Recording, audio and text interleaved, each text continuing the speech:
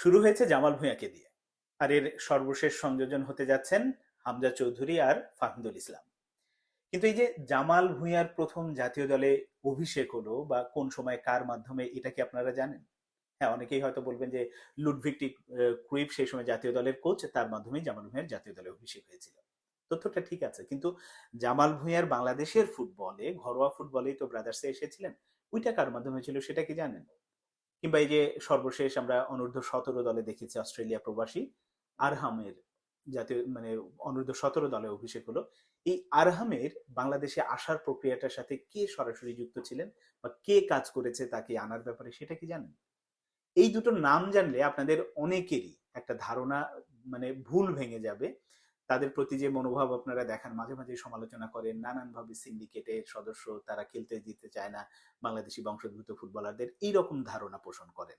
প্রথমত আমি যে নামটি বলবো, যে জামাল ভুঁইয়ার বাংলাদেশে আসার ব্যাপারে বা ব্রাদার্সের সময় ট্রায়াল দিতে আসার ব্যাপারে যে মানুষটা সরাসরি কাজ করেছেন তিনি হচ্ছেন সাইফুল বারী টিটু। এবং তার মাধ্যমেই পরবর্তীতে ব্রাদার্স থেকে কোচের সাথে যোগাযোগ, লুডভিগ ডি ক্রুইফ দেখেছেন তার পারফরমেন্স, এরপরে তো জামাল ভাই জাতীয় দলে আসলো, জাতীয় দলে এখনো খেলছেন এবং আমাদের কি বলবো যে দুঃসময়ের সবচেয়ে বড় তারকা। আর এই যে আরহামকে জাতীয় দলে আনার ব্যাপারে সরাসরি কাজ করেছেন আরেক বাংলাদেশি কোচ, তিনি হচ্ছেন জুলফিকার মাহমুদ মিন্টু। আরহামের যে খেলার ফুটেজ দেখা, তার সাথে কথা বলা, তার পরিবারের সাথে কথা বলা, এই সব কিছুই জুলফিকার মাহমুদ মিন্টু করেছেন। পরবর্তীতে তার ভিডিও ফুটেজ, তার ডকুমেন্টস যা যা লাগে এগুলো বিএফএফ এর টেকনিক্যাল ডিরেক্টর টিটু ভাই তাকে দিয়েছেন।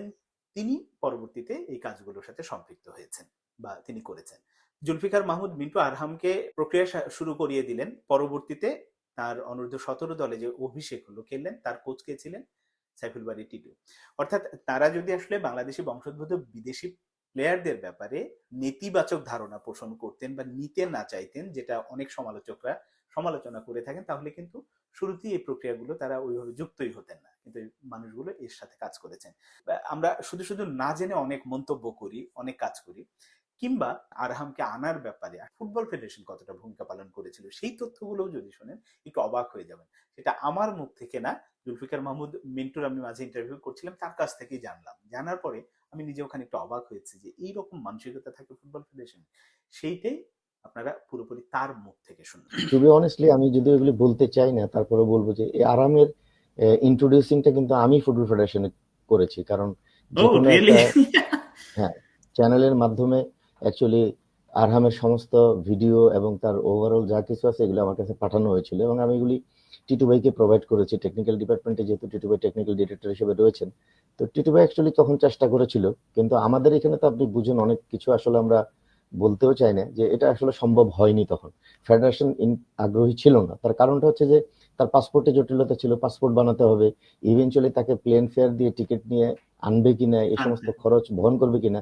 পরবর্তীতে অ্যাকচুয়ালি ওর বাবা নিজে উদ্যোগী হয়ে কিন্তু অস্ট্রেলিয়ায় বসে এখানে তার পাসপোর্ট তৈরি করেছে। তার একটা ক্যাপাসিটি আছে এখানে বাংলাদেশে, সুতরাং উনি ওনার মতো করেই পাসপোর্টটা তৈরি করেছে এবং পরবর্তীতে হচ্ছে যে টিকিট পিকেট এগুলি সবই উনি ব্যবস্থা করেছেন এবং আমাদের বসুন্ধরা কিংসের প্রেসিডেন্ট ইমরুল হাসান ভাই উনিও কিন্তু হেল্প করেছেন।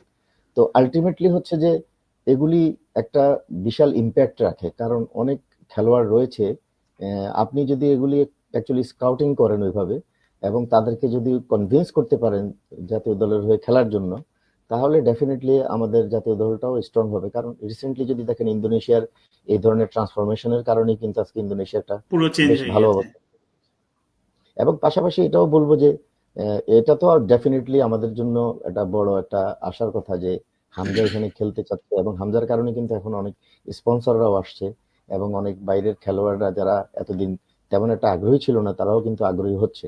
সো এটা তো অবশ্যই পজিটিভ দিক, বাট পাশাপাশি হচ্ছে যে আমাদের নিজেদেরও অ্যাকচুয়ালি ঘরোয়া ফুটবল কাঠামোটাকে আরো স্ট্রং করতে হবে। কারণ আপনি যখন এখানে যখন একটা আপনি কম্পিটিটিভ লিগ হবে, ইন্টেন্সিটি যদি হাই থাকে, তাহলে আমাদের খেলোয়াড়রা যখন মানে টপ লেভেলে কম্পিট করতে যাবে ওইখানে কিন্তু গেমের ইন্টেন্সিটিটা অনেক বেশি থাকে এবং তার ফলে হচ্ছে যে তাদের ওইখানে কোপ করাটা এবং অ্যাডাপ্ট করাটা খুব সহজ হয়। সো এই জিনিসগুলোর দিকেও আমাদের আসলে মনোযোগী হওয়া উচিত আমি মনে করি।